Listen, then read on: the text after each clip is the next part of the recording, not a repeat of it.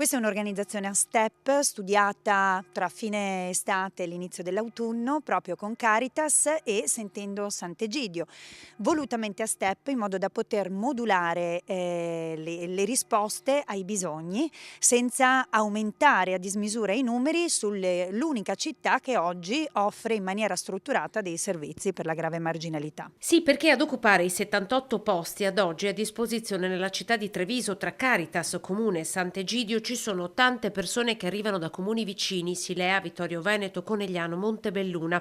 La contabilità della marginalità è anche per questo difficile da tenere. I numeri sono fluttuanti perché spesso ci ritroviamo con comuni che giustamente non hanno servizi attivi, parlo di comuni della cintura urbana ma non solo, e che chiamano. 8 posti sono a disposizione ad Uderzo, nel territorio della Castellana, saranno realizzati grazie anche ai fondi del PNRR, ma ad oggi non ci sono. Alcune persone hanno rifiutato un letto, come i senza tetto segnalati dall'ULSS in pronto soccorso, rivela l'assessore Tessarolo, oppure c'è chi si è allontanato da strutture che già lo ospitavano, come l'uomo che dormiva davanti a Borgo Cavalli.